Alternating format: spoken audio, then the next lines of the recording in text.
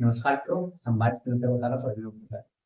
आज हम बात करने जा रहे हैं केंद्र सरकार के द्वारा यू डैश रिपोर्ट जारी किया गया, जिसमें हम लोग वैसे तो पूरे भारत के बारे में देखेंगे, लेकिन हम स्पेशली में हमारा फोकस रहेगा बिहार के बारे में।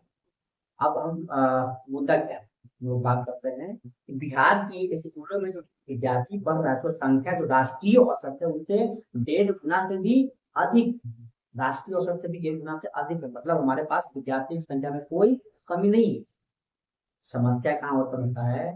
समस्या उत्पन्न यह होता है कि हमने यह भी बताया था कि पिछले एक साल में हमने 18 स्कूलों को बंद किया।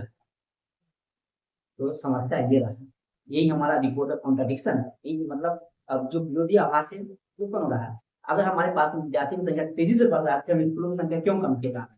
क्योंकि अगर हमारे स्कूलों की संख्या कम होगा तो हमारी जो क्वालिटी है, जो एजुकेशन जो गुणवत्ता है उस पर सीधे प्रभाव पड़ेगा, है ना। और हम लोग देख रहे हैं, है ना। तो रिपोर्ट थोड़ा गहनता से हम लोग आगे विचार करते हैं, है ना। कि अगर बात करें तो राष्ट्रीय औसत में जो बच्चा है स्कूल में जो बच्चा होना चाहिए वो है 170 से लेके 150 से लेकर 170 के बीच।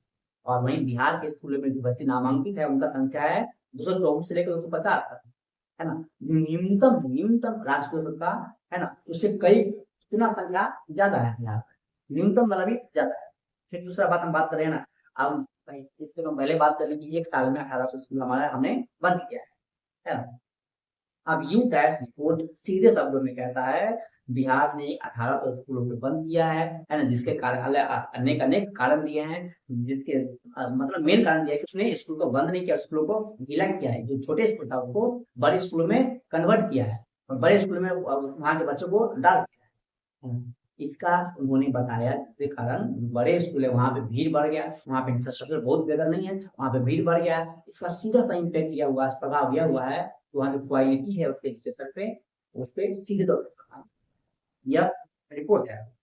दूसरा बात कहता है अगर हम देश में जो कुल विद्यार्थी की संख्या है उस पर बात करें तो अपने मतलब कुल विद्यार्थी में बिहार का योगदान है 10%। अगर पूरे भारत में 100 विद्यार्थी पढ़ रहे हैं तो उसमें से 10 विद्यार्थी कहाँ के हैं? बिहार, है ना। विद्यार्थी की संख्या कितना है राष्ट्रीय स्तर पे 10%, लेकिन स्कूलों की संख्या कितना है? मात्र 6%, है ना। अगर हम बात करें भारत में कुल कितने स्कूल है तो 14 करोड़ 71 हजार, माफ कीजिएगा, 14 लाख, है ना, 71,473 स्कूल।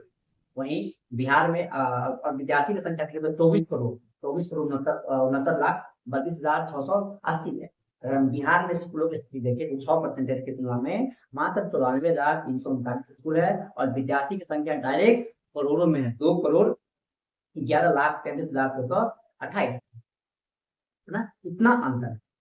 अगर इतना जब बंद स्कूल सब बंद किया गया, 1800 स्कूल बंद किया गया, है ना, तो इसका प्रभाव पड़ रहा है कि नहीं पड़ रहा है ना। जो बड़ा जहाँ पे सरकार ने क्या बताया था बंद करने के पीछे बिहार सरकार ने कारण जैसा कि विद्यार्थियों मतलब विद्यालयों में मतलब शिक्षक तो है, इंफ्रास्ट्रक्चर तो है, स्कूल तो है, लेकिन विद्यार्थी की संख्या कम हो गया है, जिस कारण क्या हो रहा है कि वहाँ पे स्कूल जाना संभव नहीं है ना। जो शिफ्ट कर दिया गया नुकसान ये हो रहा है कि अब वहाँ पे भीड़ बढ़ रहा है।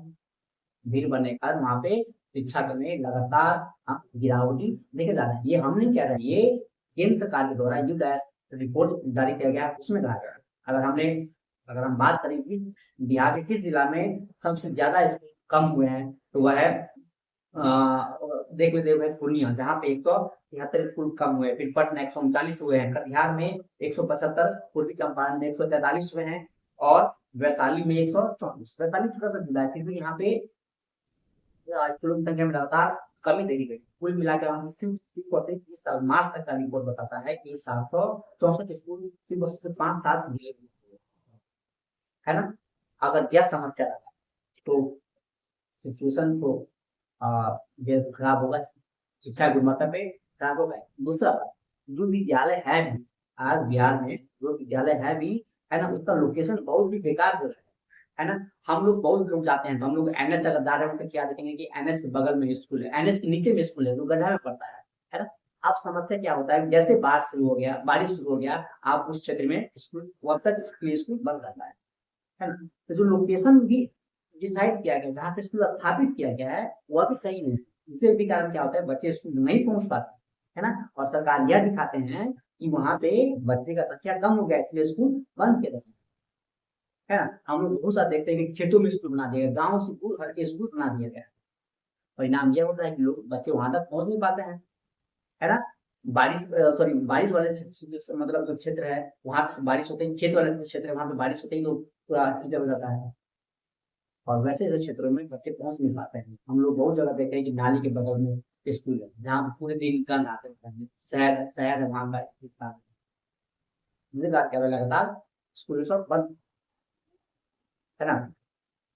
तो इस सब का परिणाम यह हो रहा है कि प्राइवेटाइजेशन में प्राइवेट स्कूल को इससे लाभ नहीं है ना। क्योंकि शिक्षा चुनाव का माहौल है, शिक्षा और रिपोर्ट्स आते रहेंगे, हम इसको जरूर बात करेंगे। ध्यान रखना, धन्यवाद।